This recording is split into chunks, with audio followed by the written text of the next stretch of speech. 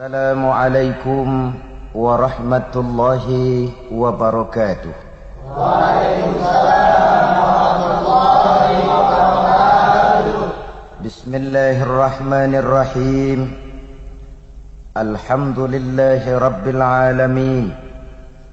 Wassalatu wassalamu ala ashrafil anbiya'i wal mursalin Sayyidina wa maulana Muhammadin wa ala alihi wa sahbihi ajma'in, amma ba'du. Saudara-saudara kaum muslimin rahimakumullah, sebagaimana kita maklum bahwa ilmu pengetahuan dan teknologi telah mengantarkan masyarakat manusia memasuki era globalisasi. Hidup nampak jadi lebih mudah. Ruang dan waktu sudah bukan lagi masalah. Hujan sudah bisa dibikin. Kekurangan air minum bisa diatasi dengan penyulingan air laut lewat proses kimia. Kekurangan tanah pertanian bisa diatasi dengan merombak gurun pasir yang gersang menjadi areal pertanian yang subur, seperti yang tengah dilakukan oleh beberapa negara Teluk. Penyakit-penyakit akan berkurang karena kemajuan di bidang ilmu kedokteran pun sangat menakjubkan. Apa yang hari ini terjadi di Amerika, apa yang hari ini terjadi di Eropa, di Afrika, dan di berbagai belahan bumi lainnya, hari ini juga bisa kita tahu dari kamar kita. Tidak usah menunggu minggu depan, apalagi sampai bulan depan. Dari kamar kita bisa bicara ke mancanegara yang kita mau. Sementara dampak ibadahnya pun kita rasakan. Dahulu, tahun 50-an, kita orang Indonesia ini kalau pergi haji ke Mekah 6 bulan. 6 bulan. Orang sudah lupa kita baru pulang. 6 bulan. Waktu itu yang ada kan cuma kapal laut. Sementara Jeddah, Mekah, Madinah, unta. Sekarang orang berhaji cukup 1 bulan. Kemajuan ilmu yang menciptakan pesawat Boeing telah memotong waktu 5 bulan. Sebuah kemajuan yang juga menakjubkan, tapi juga memudahkan kita dalam melaksanakan berbagai aspek ibadah. Lalu sebagaimana biasa, setiap kemajuan mesti membawa akibat-akibat yang negatif. Pergeseran-pergeseran nilai yang barangkali memang sulit untuk terhindarkan. Ada satu pengalaman pribadi. Satu saat dalam perjalanan kembali ke tanah air, di dalam pesawat di sebelah kanan saya duduklah seorang Jerman, namanya Heiner Simonsen. Iseng saya ajak ngobrol, saya ajak kenalan, saya tanya si Jerman ini, "Mas," kata saya, "kalau pesawat yang kita tumpangi ini jatuh ke bawah, kira-kira apa yang akan terjadi ya?" Dia jawab, "Ya kita semua bakal mati." "Oh begitu." "Iya." "Oke. Apa sih mati itu menurut Anda?" Dia jawab, "Untuk tahu apa itu mati, kita harus tahu lebih dahulu apa itu hidup." Saya pikir nih bule bisa ngomong juga ini. "Oke lah, apa hidup menurut Anda itu?" Dia jawab, "Hidup itu kalau seluruh anggota badan kita bekerja secara normal. Jantung berdetak secara normal, paru-paru memompa darah secara normal, sel-sel tubuh bekerja secara normal, dan organisme tubuh hanya bisa bekerja dengan normal kalau kita memberi makan yang cukup, menu yang teratur, dan gizi yang lengkap." Saya bilang, "Jadi kesimpulannya apa?" Dia jawab seperti umumnya jawaban orang-orang kampung dia, "Hidup adalah dari tangan ke mulut. Life is from the hand to the mouth." Jadi masalah hidup tidak lebih masalah isi perut. Orang pergi pagi, pulang sore, keras peras keringat, banting tulang, perut yang dibelain. Saya senyum, saya bilang, "You are wrong. Sampean salah, ner." "Sampean orang Islam bukan sih?" "Bukan." "Oh, pantas." Kristen ya? Tadinya. Loh kok tadinya, lalu apa sekarang sampean ini? Sekarang saya netral, dia bilang. Saya tidak beragama, tapi saya percaya kepada Tuhan sebagai pencipta alam. Saya bilang, kenapa kamu bisa netral begitu? Habis saya bingung, kata dia. Katanya Islam baik, Kristen baik, Hindu Buddha baik, semua agama baik. Saya netral sekali, tidak beragama, tapi saya percaya kepada Tuhan. Saya bilang, Ner, kamu ini seperti orang mau beli celana lalu bingung. Yang satu bilang blue jean bagus, yang satu bilang Levi's hebat, yang satu bilang Switzerland wool bagus, celana ini bagus, celana itu bagus, semua celana bagus. Kamu bingung, akhirnya netral, tidak pakai.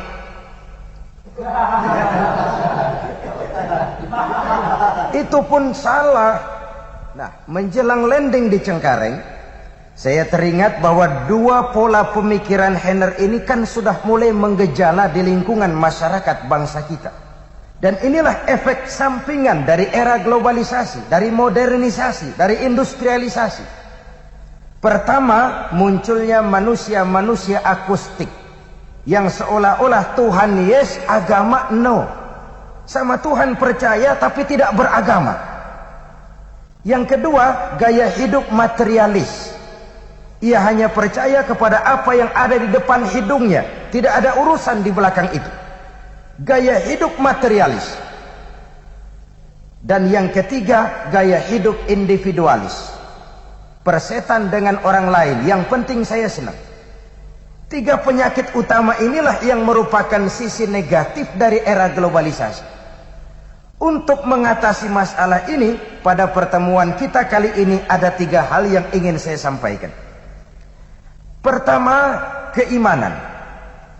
Kita semua menyadari 13 tahun lamanya Rasulullah berjuang di Mekah hanya untuk menanamkan asyhadu an la ilaha illallah wa asyhadu anna Muhammadar Rasulullah. Menanamkan iman, membina akidah, membentuk keyakinan. Dari situ segalanya dimulai dan ke situ segalanya menuju. Sebab gerak lahir manusia hanya refleksi dari gerak batinnya. Gerak batinnya sangat diwarnai oleh keyakinan yang dimilikinya. Dan keyakinan itulah yang kita namakan iman. Jadi pada saat kita berkata amantu billah, saya beriman kepada Allah, itu sudah ikrar. Kalau saya beriman kepada Allah, artinya saya tidak akan menyembah kecuali hanya kepada Allah. Saya tidak akan melarikan persoalan kecuali hanya kepada Allah. Saya tidak akan menggantungkan hidup kecuali hanya kepada Allah. Saya tidak akan minta tolong kecuali hanya kepada Allah. Saya tidak akan pernah takut kecuali hanya kepada Allah. Meresap ke dalam jiwa, membentuk kepribadian dan mewarnai seluruh gerak kehidupan. Dari sini segalanya dimulai dan ke situ segalanya akan menuju. Karena itu di era globalisasi ini biarkan saja zaman berubah, tapi akidah jangan sampai goyah. Silahkan masa berganti, tapi keyakinan jangan sampai mati. Ini intan paling mahal dan ini mutiara paling berharga. Dia harus jadi kondisi dasar dari apapun yang kita lakukan. Dia harus jadi kondisi dasar dari profesi apapun yang kita pegang. Ini yang harus kita jaga baik-baik, bahkan kita wariskan kepada anak-anak kita, generasi yang akan datang. Dengan iman kita ikuti zaman, insya Allah aman. Tapi tanpa iman kita ikuti zaman, insya Allah edan. Bahkan sejak dini iman itu harus diwariskan kepada anak-anak kita. Pantas dalam Islam ada ajaran seorang suami kalau mau bergaul dengan istrinya harus baca doa. Betul apa tidak? Anak-anak gak usah jawab, ini urusan orang tua ini. Dulu saya tanya-tanya itu, kenapa harus baca doa dulu sih? Kan suasana begitu sangat sibuk toh. Lagi pula istri sudah istri sendiri, disahkan di depan Tuan Pengulu, didoakan lagi. Kenapa harus baca doa lagi? Sikat aja udah, kenapa sih?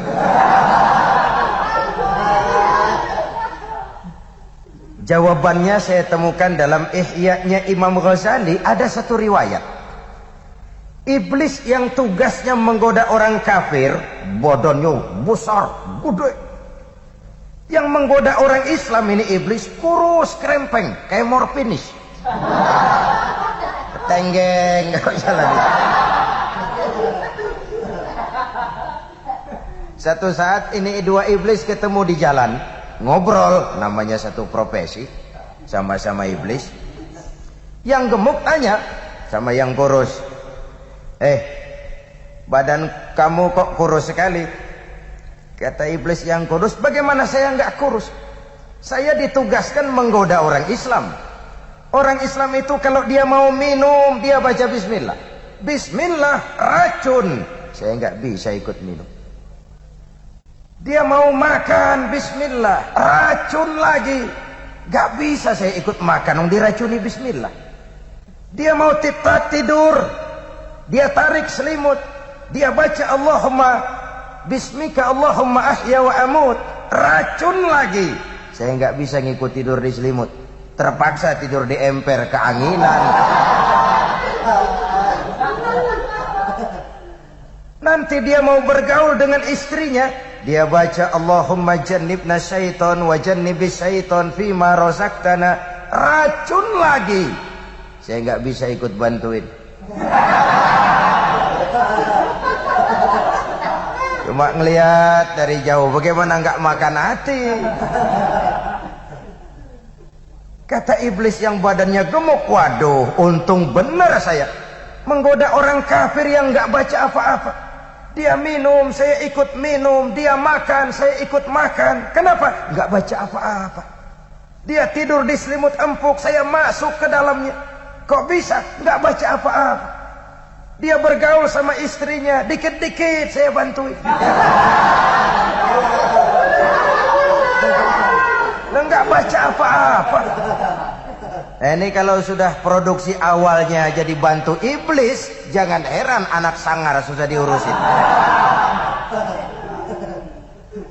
Artinya apa ini? Sejak produksi awal, cikal bakal manusia muslim itu sudah dibentengi oleh nilai-nilai agama, sudah diberikan frame, diwarnai dengan nilai-nilai yang religius. Contoh lain, bayi-bayi muslim begitu bro lahir ke alam dunia disambut dengan azan. Apa ini? Menurut ahli pendidikan, bayi yang baru lahir itu kan ibarat kaset kosong. Kalau dipakai merekam, daya rekamnya kuat. Kalau yang sudah rada tua-tua itu ibarat kaset, itu kebanyakan rekaman udah. Itu nggak kusut juga lumayan. Apa aja masuk rekaman, beras habis masuk rekaman, anak bandel masuk rekaman, bini ngadat masuk rekaman. Maka orang kalau sudah tua ngapalin itu berat, kaset kusut. Bayi yang baru lahir kaset kosong, daya rekamnya kuat. Maka bayi-bayi muslim begitu bro lahir ke alam dunia, belum sempat dia dengar Michael Bolton, belum sempat dia dengar merdunya trompet Kennedy, belum sempat dia dengar Madonna, belum sempat dia dengar yang lain-lain. Rekaman pertama yang masuk lafzul jalalah, Allahu Akbar, Allahu Akbar. Rekaman pertama di atas kaset kosong, nilai-nilai iman yang diisi. Artinya apa? Anak-anak muslim sebelum ia bersentuhan dengan segala macam ilmu, sebelum ia kenal komputer, matematika, IPA, IPS, dan segala macam bentuk ilmu, yang harus pertama dia kenal adalah La ilaha illallah. Iman ditanamkan sejak dini. Kalau iman sudah tertanam baik, soal sekolah sih lihat bakatnya deh. Asal iman tanamkan dulu. Pak, ini anak saya dari kecil mah demennya main pistol-pistolan aja, Pak. Waduh, abri itu mang lah. Tanamkan iman. Selesai SMA, kirim ke Magelang. Masukkan akabri. Tapi iman tanamkan dulu. Nanti dia keluar dari akabri, jadi jenderal sekalipun dia jenderal beriman. Oleh karena jenderalnya beriman, lalu berjuang bersama-sama ulama, berjuang bersama-sama kiai. Saya pernah tabligh akbar dengan seorang jenderal. Ya Allah, jenderal berbintang 4. Sambutannya saya dengarkan bagus. Ketika datang waktu sholat, saya lihat sholatnya khusyuk. Jenderal berbintang 4, sholatnya khusyuk. Kan hebat. Kadang-kadang baru jadi hansip berhenti sembahyang.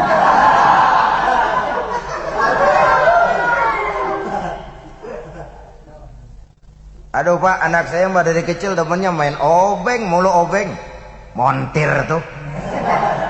Tanamkan iman. Kirim STM. Selesai, masukkan ITB.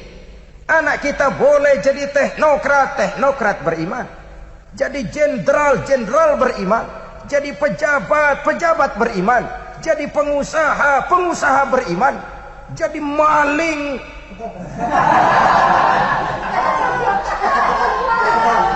Nggak ada, mana ada maling beriman. Kalau iman kondisi dasarnya, insya Allah aman. Oleh sebab itu menghadapi era globalisasi, menghadapi modernisasi, iman harus kita mantapkan. Aplikasi sosialnya kelihatan sekali. Contoh, sekarang ini kan SD-SB sudah meninggal dunia.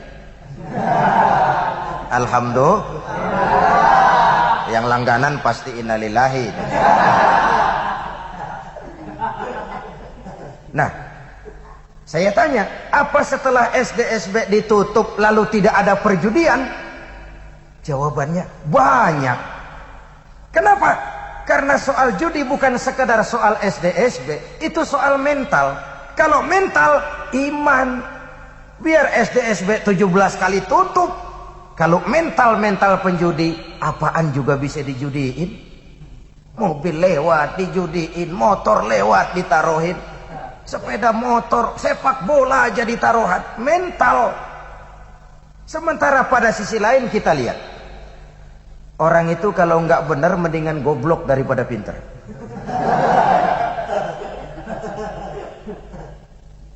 Contoh, kejahatan itu kan ada 2 macam ya. Ada kejahatan kerah putih, kadang-kadang pakai dasi, bahasa kerennya white collar crime. Kejahatan kerah putih. Ada kejahatan kerah dekil, kerah kotor, kerah kumuh. Bedanya apa? Bedanya dampaknya. Kalau kejahatan kerah dekil, biasanya yang rugi perorangan. Ayam hilang,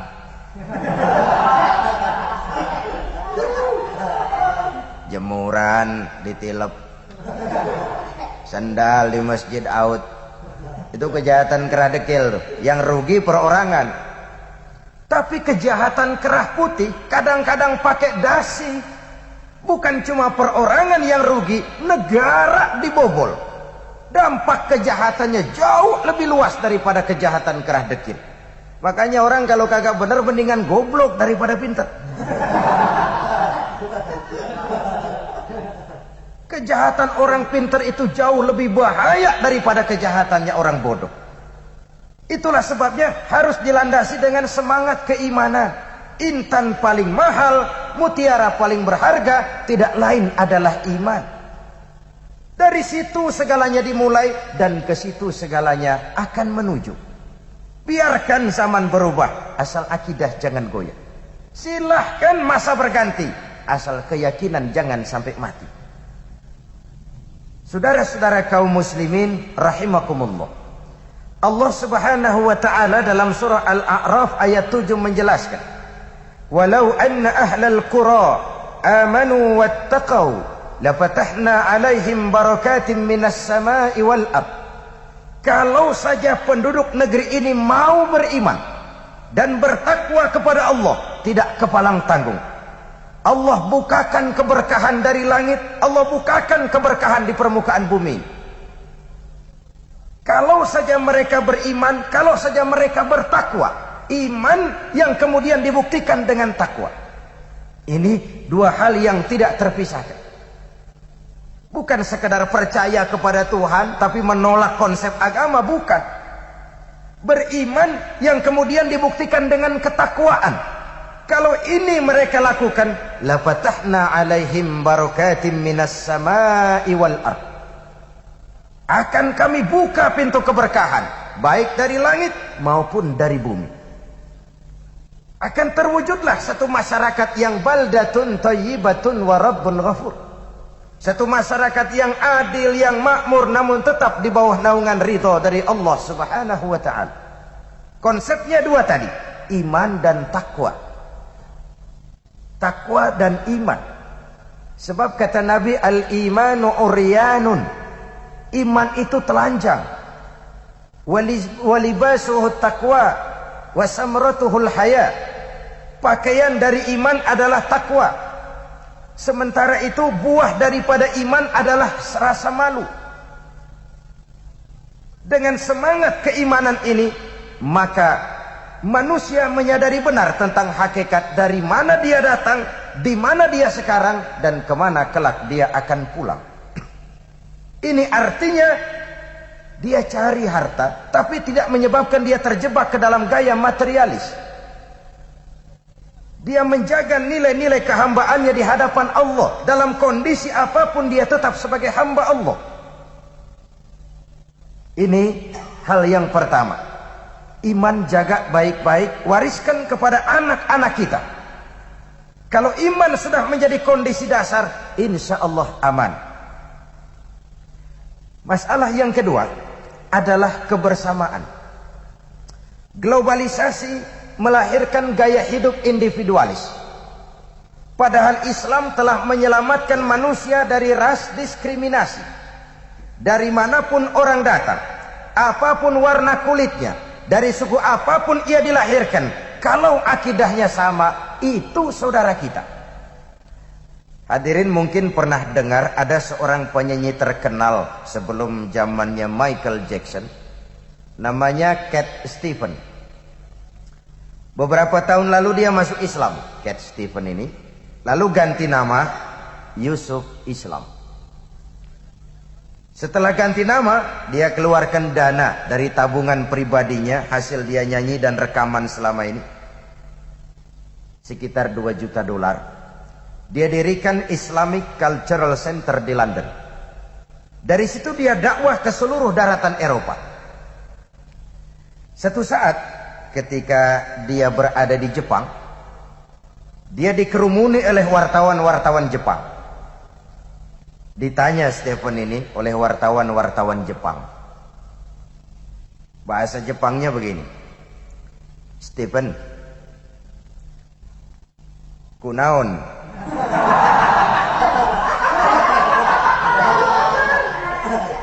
Ya sudahlah, gak usah pakai bahasa Jepang lah. Stephen, kenapa kamu masuk Islam?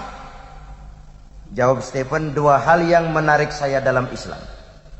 Pertama, konsep iman, konsep Tuhan dalam Islam kok sangat transparan, mudah dimengerti, boleh dipelajari mulai anak-anak sampai kakek nenek, dari TK sampai perguruan tinggi, belajar tentang Tuhan dalam Islam.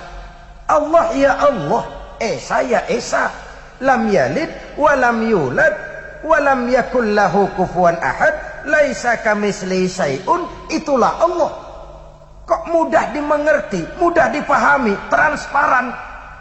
Allah itu bukan manusia, bukan separuh manusia separuh Tuhan, bukan Tuhan yang menjelma dalam diri manusia. Itu mah ruwet, jelimet, mumet.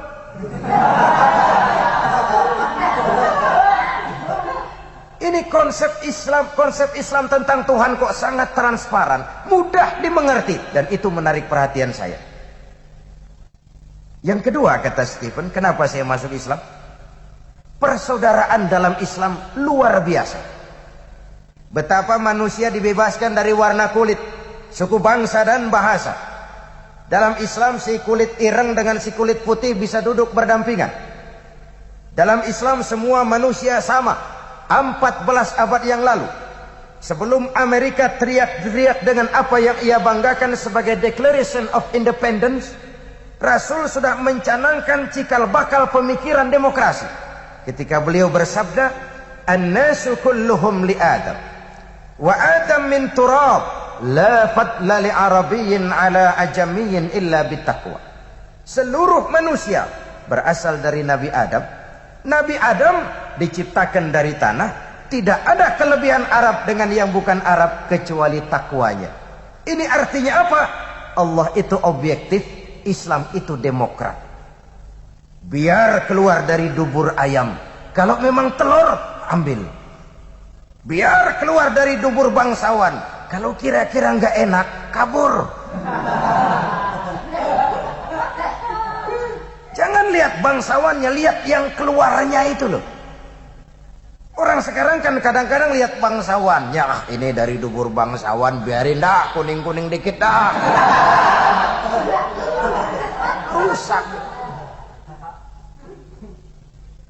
Amerika yang katanya kampiun demokrasi, membela hak-hak asasi manusia, masih ada restoran entah itu di New York, entah itu di San Francisco, yang dengan tegar mencantumkan hanya melayani kulit putih. Artinya apa? Kulit hitam minggir. Lah kok tegel-tegele? Kontra sekali. Nah, Islam ini menyelamatkan manusia dari ras diskriminasi. Era globalisasi sering membentuk gaya hidup yang individualis. Orang terangsang untuk hanya mementingkan dirinya sendiri saja. Yang penting gue senang, masa bodoh orang lain. Terbentuklah mafioso. Akhirnya hukum laut pindah ke darat. Apa hukum laut itu? Ya biasa. Paus makan tongkol, tongkol makan bandeng, bandeng makan seler, seler nyaplok teri. Terjadilah apa yang disebut gunung diuruk, sumur digali. Gunung sudah tinggi, diuruk. Sumur sudah dalam, digali lagi. Maka yang kaya makin subur, yang miskin makin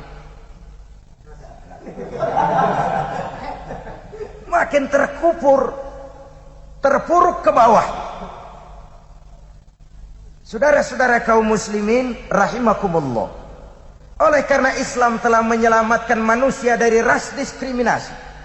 Oleh karena globalisasi sering melahirkan sikap individualistis, di mana kepedulian sosial, kepekaan sosial, sikap gotong royong, suka menolong yang memerlukan pertolongan sudah mulai tipis di tengah masyarakat kita. Perlu ditumbuh kembangkan, disadarkan kembali semangat kebersamaan ini. Saya adalah saudara dan saudara adalah saya. Ikatan akidah lebih kuat daripada ikatan darah. Dari manapun orang datang, apapun warna kulitnya, dari suku apapun ia dilahirkan, kalau akidahnya sama, itu kan saudara kita. Maka orang cinta sama kiai itu bagus. Fanatik sama kiai nanti dulu. Cinta kepada suku boleh, fanatik kepada suku salah. Dalam kebenaran kita harus objektif. Dan persaudaraan yang objektif, persaudaraan yang berlandaskan akidah. Kalau saya temani saudara cuma karena saudara kaya, percayalah kalau nanti saudara jatuh miskin, saya akan lari dari saudara. Kalau saya temani saudara cuma karena saudara berkedudukan tinggi, satu saat saudara jatuh pensiun, akan selesai persaudaraan sampai di situ. Tapi kalau karena akidah, kalau karena iman, itulah persaudaraan abadi sejak dari dunia sampai ke akhirat nanti. Saudara-saudara kaum muslimin rahimakumullah.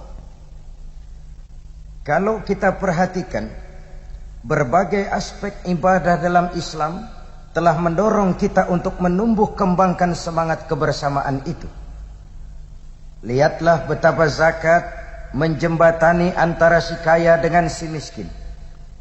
Betapa puasa menumbuhkan kepekaan sosial guna membentuk kepedulian sosial yang akhirnya akan melahirkan solidaritas sosial.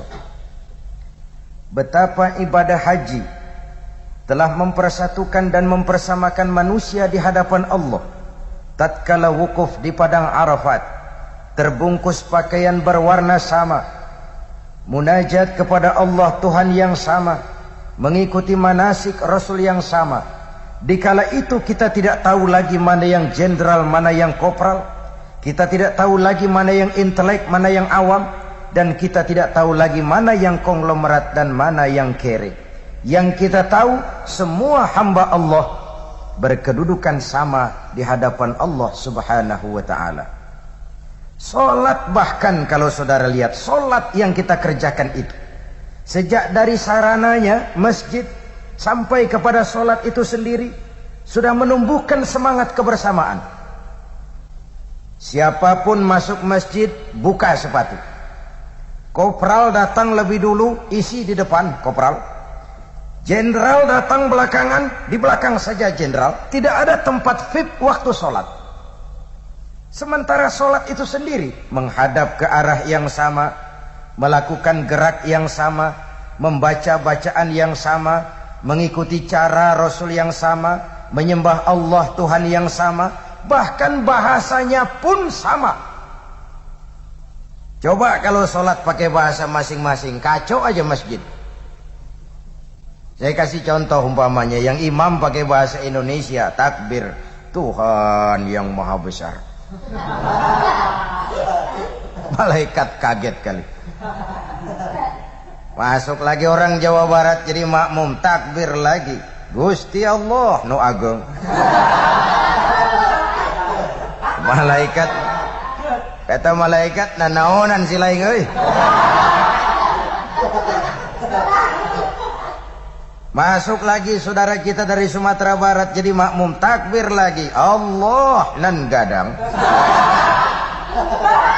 Ini solat model apa? Semangat kebersamaan yang ditempat dan yang dibentuk lewat berbagai aspek ibadah. Posisi, profesi boleh berbeda, tapi kita bersaudara diikat dengan tali-tali akidah. Saya pernah memberikan tabligh akbar di Stadion Tambak Sari, Surabaya, mengantar pertandingan sepak bola antara Persibaya Surabaya melawan PS Sarajevo dari Bosnia. Kata saya, ini baru kejutan ini. Sepak bola ngaji dulu.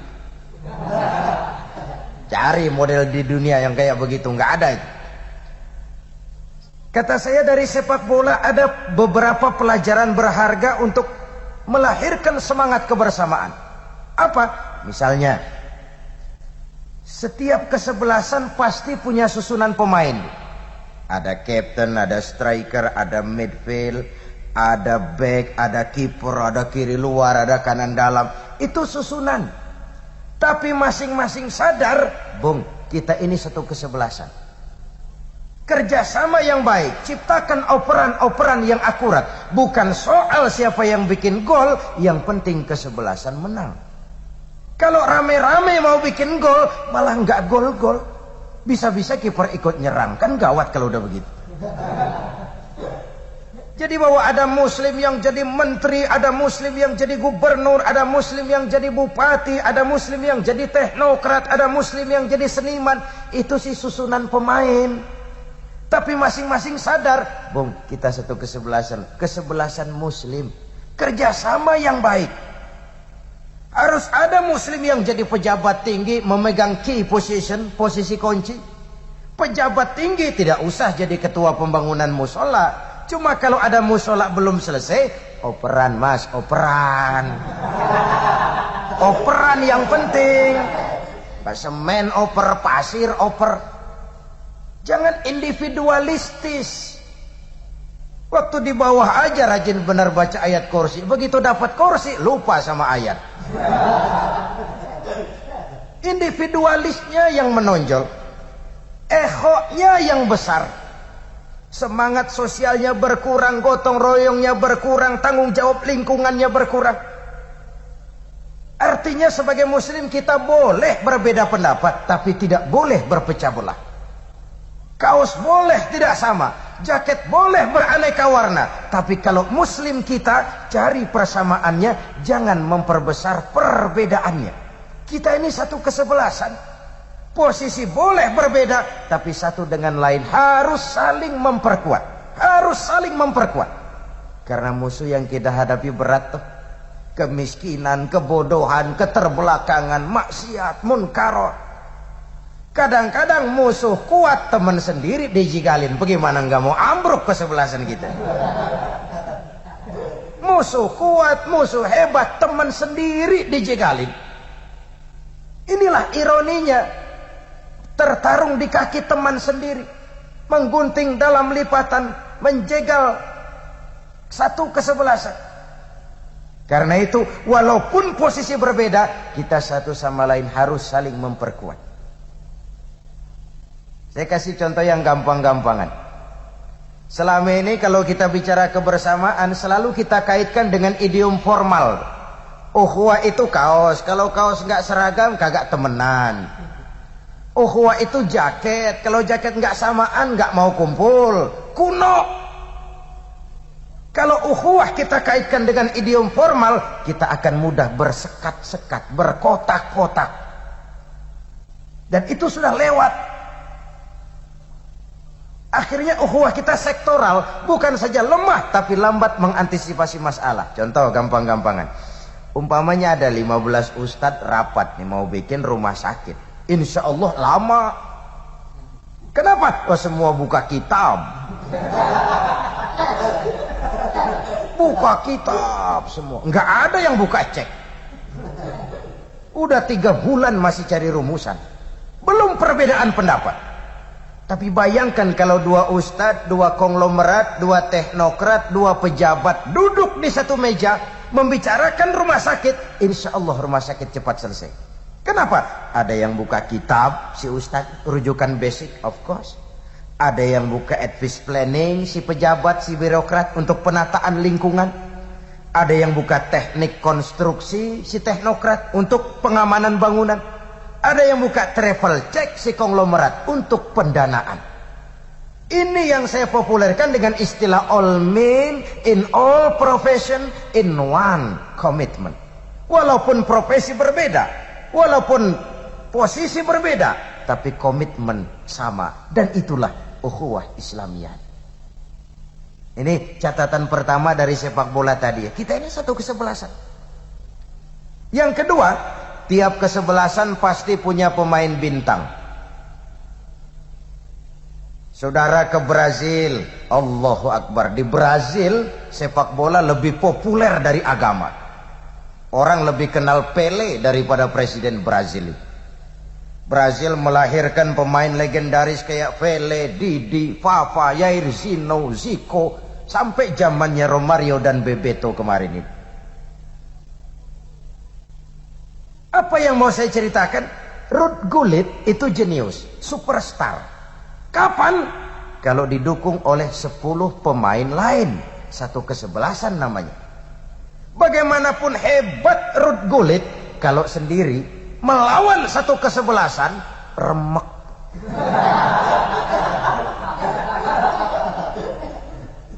Ini era globalisasi. Dan kita bukan Superman yang sendiri mampu membalikan dunia. Betapa dan siapapun kita perlu orang lain. Bodoh manusia kalau tinggal di tengah masyarakat lalu tidak mau bermasyarakat. Hidup ini kan jadi enak gara-gara banyak orang.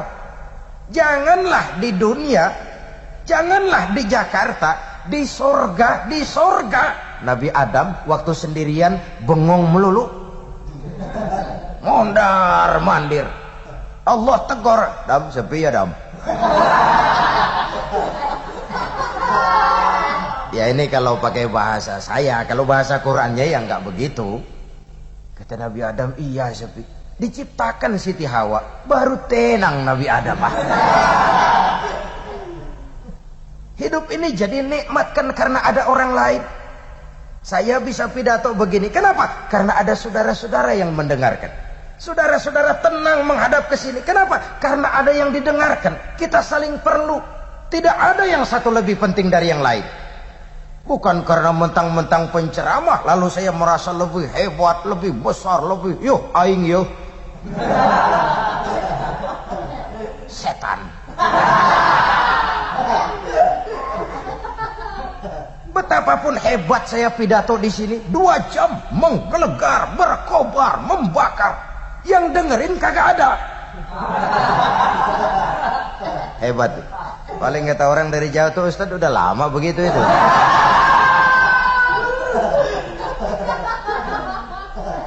Inilah semangat kebersamaan itu. Saling asah, asih, asuh. Berbahagialah manusia kalau dia oleh Allah dijadikan keran. Keran itu nyimpen air, tapi bukan buat dirinya, buat yang perlu. Rezekimu cuma lewat tangan saya. Rezekimu cuma lewat tangan saya. Satu kehormatan kalau manusia oleh Allah dijadikan keran. Kalau nggak berpikir begini, yang timbul sifat bakhil bin kikir alias pelit bin medit bin koret bin buntut gasiran.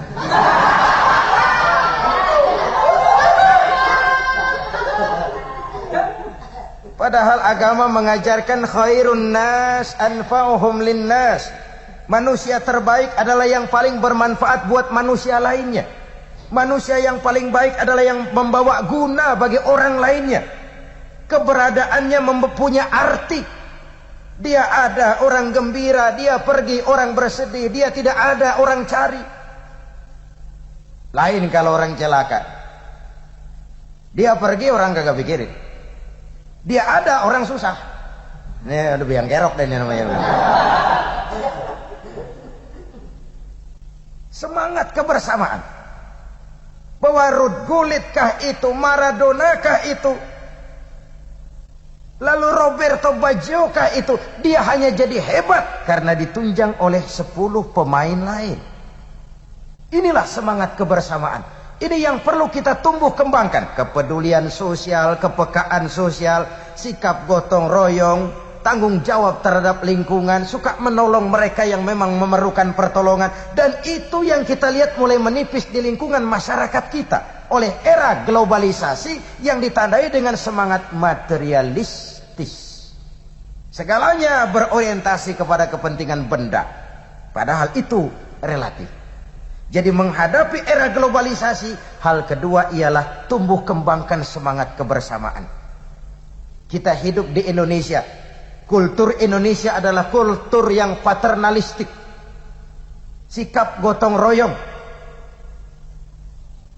Kalau ini bisa kita tumbuh kembangkan, kita akan selamat dari gaya hidup individualis. Tinggal di tengah masyarakat dan mau bermasyarakat. Saudara-saudara kaum muslimin rahimakumullah. Yang ketiga menghadapi era globalisasi adalah keseimbangan. Yang pertama tadi keimanan, yang kedua kebersamaan, dan yang ketiga keseimbangan. Globalisasi, modernisasi yang dilandas latar belakangi dengan ilmu yang eksat membuat makin eksat cara orang berpikir. Orientasi materi. Hidup dari tangan ke mulut.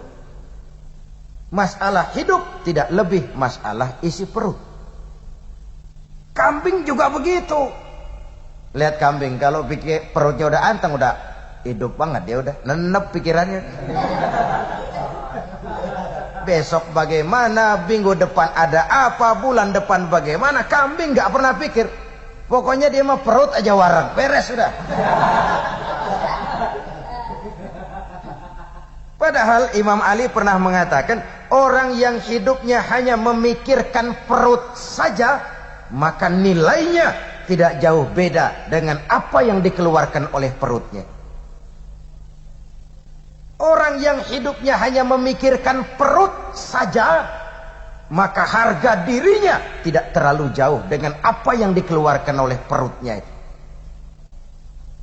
Itulah sebabnya Islam mengajarkan keseimbangan. Awas, ada hidup sesudah mati, ada akhirat sesudah dunia. Banyak ketidakadilan yang terlepas dari pengadilan dunia. Kalau kita dunia oriented, kita cepat frustasi.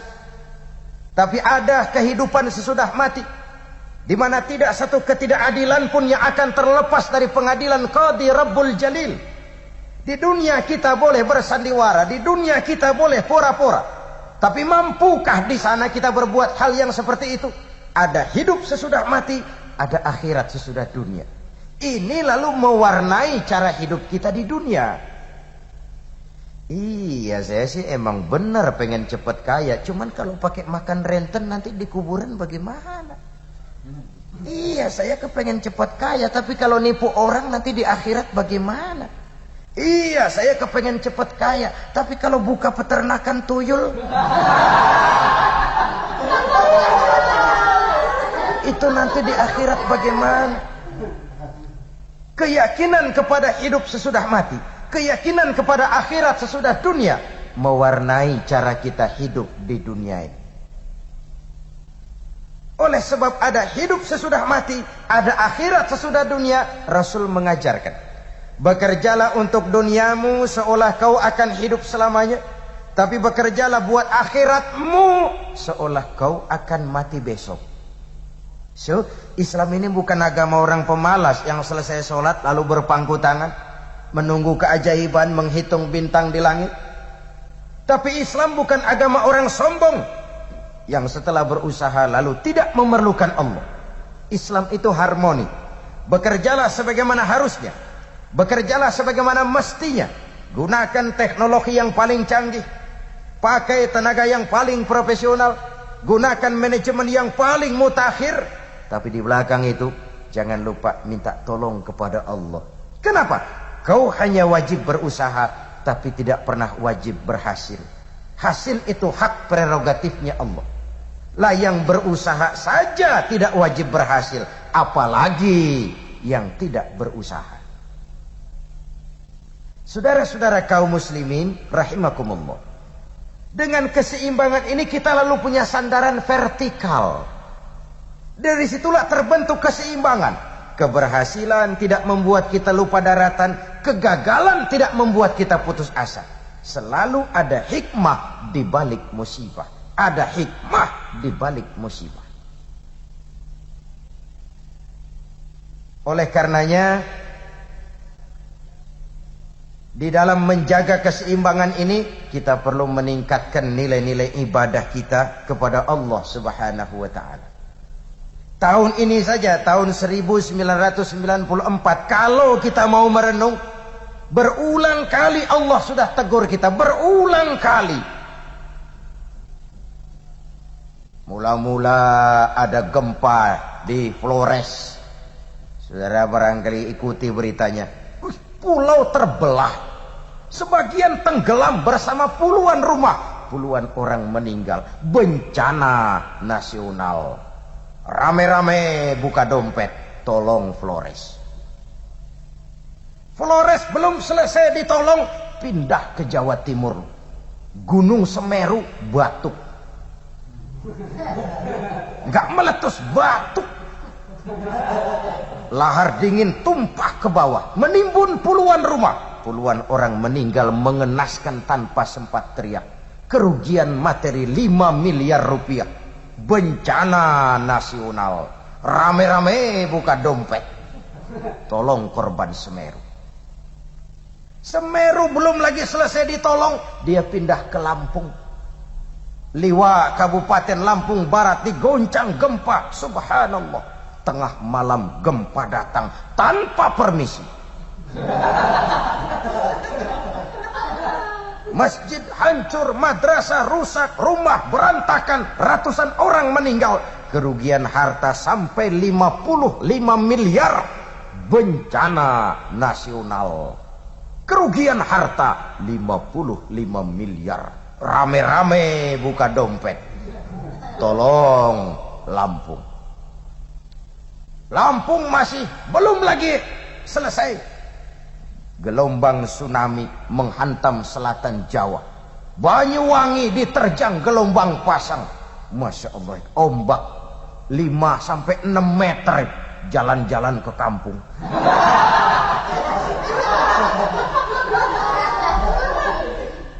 Pulangnya narikin orang.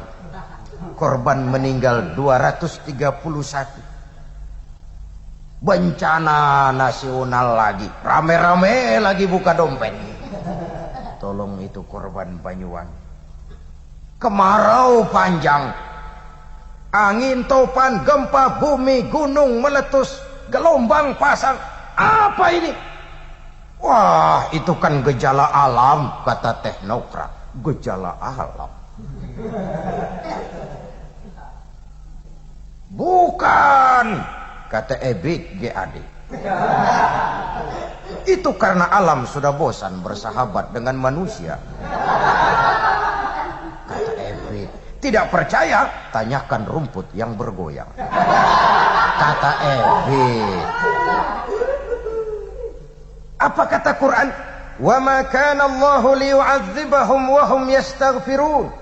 Allah tidak akan menurunkan azab sepanjang di tengah mereka masih banyak orang-orang yang istighfar. Kalau musibah silih berganti, bencana susul menyusul, mari mawas diri.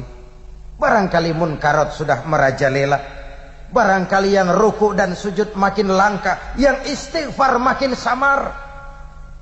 Kadang orang masih berdalih, Pak, mungkin di Lampung kita tidak punya teknologi canggih, Pak, sehingga datangnya gempa tidak bisa dideteksi secara dini. Baiklah Lampung. Tapi saudara mungkin dengar, Los Angeles di Amerika pernah digoncang gempa. Bangunan ambruk, jembatan hancur, jalan retak. Los Angeles. Kurang apa teknologi Amerika? Tapi kalau gempa yang datang, cari dah teknokrat yang paling botak, suruh tahan tuh gempa.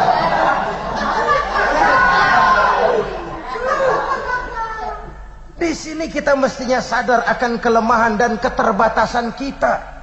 Bahwa manusia hanya berusaha dan berusaha. Kepastian hak prerogatifnya Allah. Sebab itu usaha zahir harus diimbangi dengan usaha batin.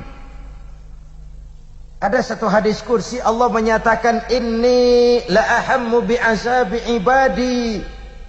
Kadang-kadang kata Allah, kalau melihat kekurang ajaran manusia, aku ini gergetan. Kepengen saja aku timpakan azab kepada mereka. Yang lupa daratan, yang tidak mau ruku dan sujud, yang zalim kepada sesama manusia, yang nyekek botol, yang banting kartu, yang macam-macam. Kalau lihat tingkah laku manusia, aku ini greget loh. Aku kepengen turunkan saja itu azab.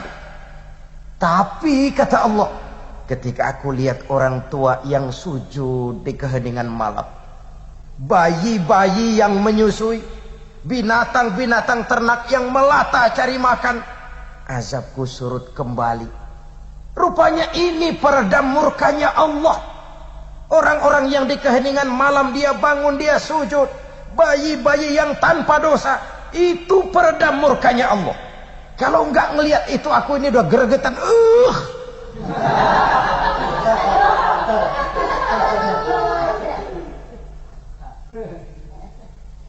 Saudara-saudara kaum muslimin rahimakumullah, perlu adanya keseimbangan. Ada hidup sesudah mati, ada akhirat sesudah dunia. Ini kita yang hadir semua di sini ini kan calon-calon jenazah. Calon lurah belum tentu jadi lurah. Calon bupati, waduh saingan banyak, pasaran tinggi. Calon jenazah pasti. Malahan kalau nyontoh Rasulullah, jatah umur kita kan cuma berapa sih? 63. Rasulullah wafat umur 63. Kalau nyontoh beliau, jatah kita cuma 63. Maka yang saat ini udah 62 tahun 11 bulan. Hati-hati aja tuh, sebulan lagi tuh. Syukur-syukur sih dapat bonus, syukur-syukur. Pak, takut mati Pak, jangan hidup. Takut hidup Pak, mati aja. Lalu berani hidup, nggak boleh takut mati. Soalnya adalah kalau si gajah mati, dia masih tinggalkan gading. Kalau si harimau mati, dia masih tinggalkan belang. Kita kan kepengen jasad boleh hancur terkubur tanah, tapi nama akan dikenang 1000 tahun yang akan datang. Kalau datanglah ajal merenggut nyawa, jangankan adik kita, kakak kita, orang tua kita, istri kita, bahkan nyawa kita sendiri pun kalau yang empunya mau ambil, apa daya kita? Apa kekuatan kita? Nyawa ini cuma hak pakai, bukan hak milik mutlak, hak guna pakai. Satu saat akan diambil oleh yang punya, dan tidak satu kekuatan pun mampu menolak. Tidak satu kekuatan pun. Yang kaya aja mati, apalagi yang miskin.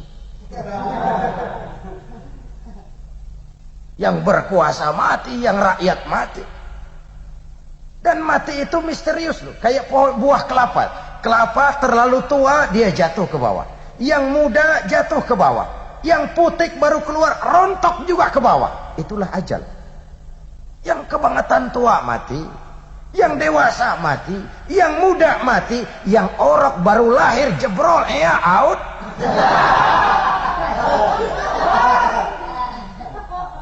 Jadi jangan berpikir, saya masih muda, masih tangeh ini mau mati. Jangan. Ini memang nanti, tapi nantinya bisa nanti sore, bisa besok pagi, bisa minggu depan, bisa bulan depan, bisa tahun depan. It is a mysterious problem. Urusan yang misterius. Saudara-saudara kaum muslimin rahimakumullah, saat dimasukkan ke liang lahat, dibawa, yang mengantarkan cuma 3, keluarga, harta, amal, ngantar ke kubur. Sayang 1000 sayang, yang 2 pulang lagi ke rumah, nggak mau ikut masuk ke kuburan. Siapa? Keluarga, nggak ada yang mau ikut masuk. Istrinya yang katanya sayang bener sama dia, enggak tuh, enggak. Suaminya enggak, paman, bibi, om, tante, tidak seorang pun. Harta, harta lagi. Mobil cuma parkir di pelataran kubur. Jangan harta yang mahal, tikar ketinggalan masih dibawa pulang.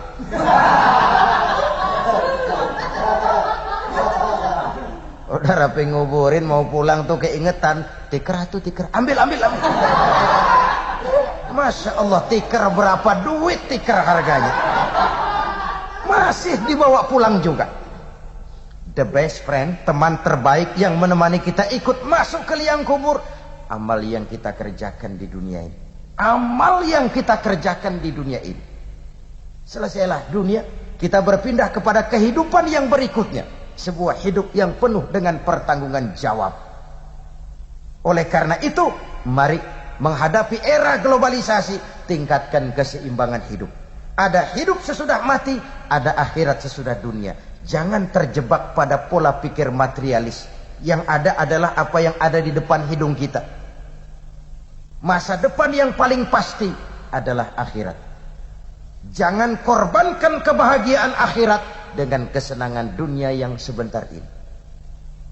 Jangan hancurkan bahagia abadi di akhirat dengan cuma mengejar kesenangan yang cuma sekejap di dunia ini. Beruntunglah kalau kita bisa meraih bahagia dunia, lebih-lebih juga meraih bahagia di akhirat. Sehingga tercapailah ideal dalam Quran, fid dunya hasanah wa fil akhirati hasanah. Kebahagiaan di dunia dan kebahagiaan juga di akhirat. Saudara-saudara kaum muslimin, semoga menghadapi era globalisasi ini, kita pandai memantapkan iman sebagai filter, menumbuh kembangkan semangat kebersamaan, kegotong royongan, jiwa sosial, dan menumbuh kembangkan semangat keseimbangan antara dunia dan akhirat. Inilah yang kita bicarakan pada jumpa kita kali ini. Insyaallah lain kesempatan kita jumpa lagi.